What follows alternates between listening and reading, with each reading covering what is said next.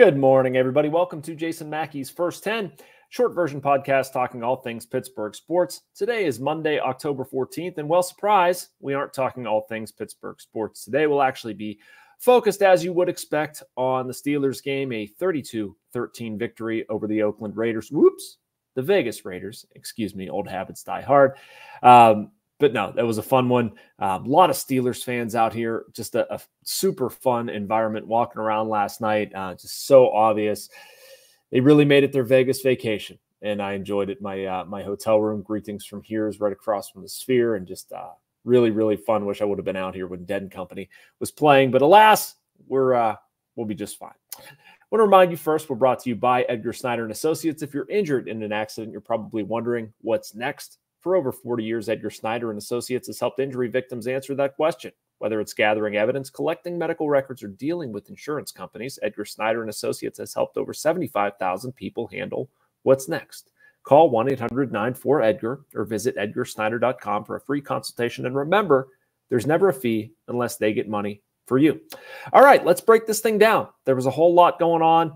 My biggest takeaway, well, I don't know. I don't like ranking takeaways, so I'm just going to fire off random thoughts. But Najee Harris, man, really good. The best I've seen him run in person since I've, taken over in this role or, followed the Steelers day in, day out, that sort of thing. His first 100-yard rushing game of the season included a season-long 36-yard touchdown, did it a number of different ways. My favorite Najee Harris run, honestly, came in the first half when he carried about 9 Raiders defenders on his back, like that one. Just did a bunch of things. And he came into this thing averaging just 3.3 yards per carry. That was last among the 33 running backs with at least 200 yards rushing. Hat tip to Jerry Dulac for that stat, but it was not good. He was running into the backs of offensive linemen, was not finding a lot of running room. Well, he did in this one. And I'm curious how much of that is repeatable. Did the Steelers find something? We keep looking for them to involve wide receivers more. Spent all of this past week talking about George Pickens and, getting the ball to George or throwing downfield, this, that, and the other. There's going to be plenty of conversation after this game about Justin Fields, Russell Wilson. Which direction do you go? I'll touch on that in a minute. But you know what? If you give me that version of Najee Harris, I really like what the Steelers did. And I don't think it's that complex, to be honest with you. Put up a lot of points, at least for the Steelers, relatively speaking. Another one from Jerry that I really liked, that was their second highest point total in their past 47 games.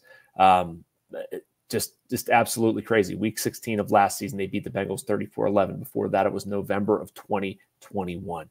Driving that, of course, rushing for 183 yards. The biggest impact, Najee Harris, and he did it in the second half. They wore down the Raiders. I don't know how good the Raiders are. I mean, that's one thing I think we need to sort of qualify this entire game with.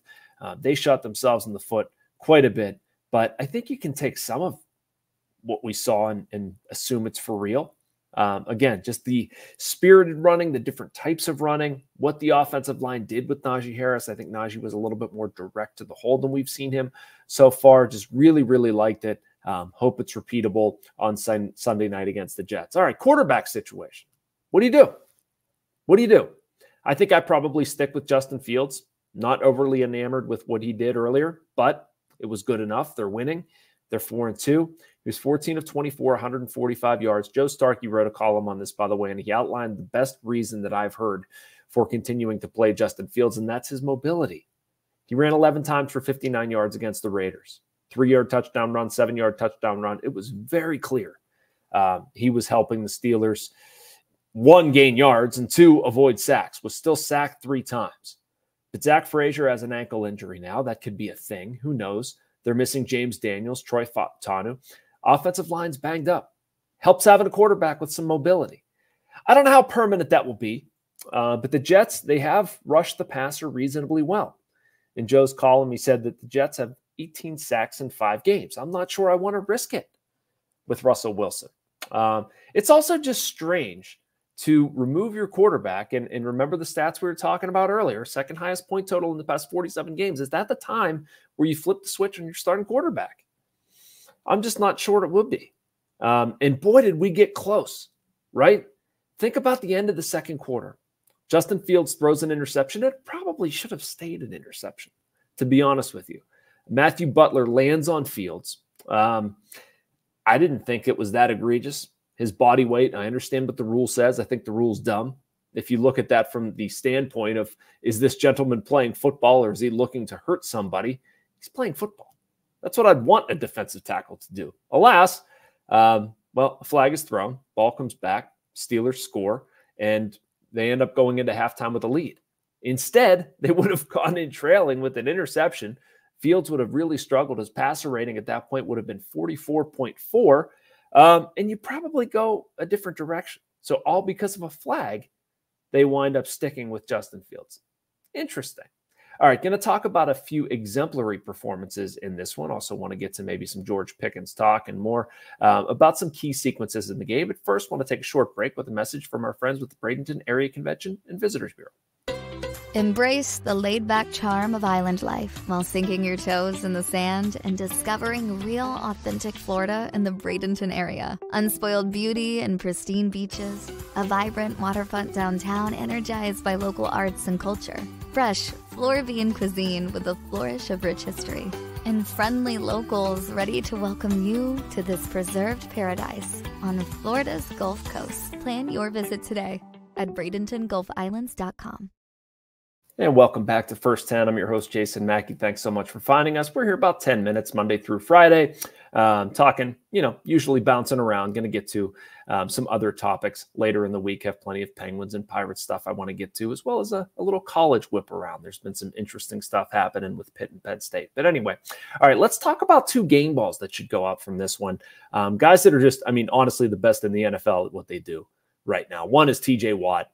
Not really breaking any news there. I understand. Just so impressed with his ability to impact games. Didn't have a sack, forced two huge fumbles on punch outs. Love the move. He was talking about afterwards it tracing back to some time at Wisconsin and where he kind of learned it. But poor Dylan Lobb, by the way, out of New Hampshire, rookie, his first NFL carry. Whoops.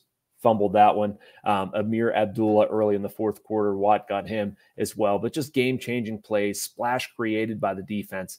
That's been a big focal point for the Steelers. They forced 3 turnovers here. Dante Jackson also had an interception. Look at their stats in the turnover margin. I believe they're +7 at this point off the top of my head. I don't have that one written down, but it's very good. And it explains a 4-2 start. So love that. Chris Boswell is a maniac. 4 field goals. Now leaves the AFC with 16 field goals. All he's missed from is 62 yards, for crying out loud. Hit a 52-yarder in the first quarter. It's his 6th of at least 50 yards. We've played 6 football games. Show me a kicker who's doing it better than Chris Boswell right now. Very, very impressive. Big turning point in this one. Again, I wrote in my column that you can be happy about what the Steelers have done against the Raiders, but the Raiders helped them quite a bit, right? The roughing the passer penalties, we talked about that. The illegal man downfield penalty, just gifts, just absolute gifts. Wiped out a 6-yard touchdown pass from Aiden O'Connell to Alexander Madison. 2 plays later, TJ Watt, second forced fumble. This was, how do I say this nicely? This was not a very good team. So you want to take what we learned here and apply it. But I did see some things from the Steelers defense, from TJ Watt, how they took over late. Cam Hayward, they really needed a stop, and here comes Cam Hayward just going bananas. Dante Jackson gets the interception. Justin Fields rushing touchdown, 29-7 with about 8 minutes to go. That put the game out of reach for good. And that's when you're a team like the Steelers, you want to just stomp on it and end the game. And they did that. Patrick Queen, I thought, was much better on Sunday. That's been a little bit of a topic of conversation. 13 tackles. Really all the linebackers were very good. Jeremiah Moon with a big play. Mentioned Dante Jackson earlier. Deshaun Elliott, I thought, actually did a pretty good job handling tight ends. That's not always an easy assignment.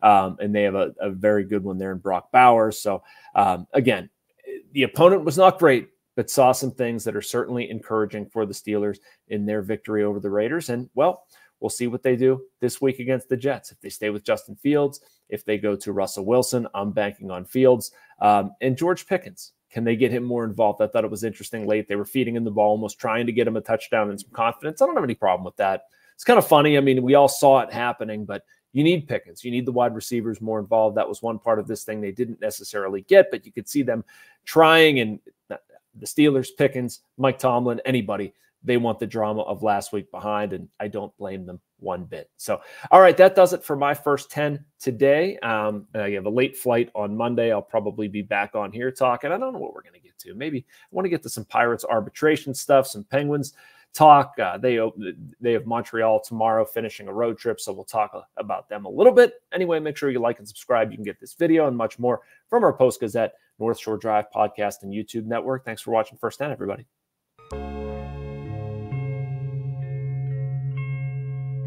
Thank you for checking out this content from Post-Gazette Sports. If you watch this video on YouTube, please like the video and subscribe to our channel. For all of the sports coverage the Post-Gazette has to offer, visit post-gazette.com.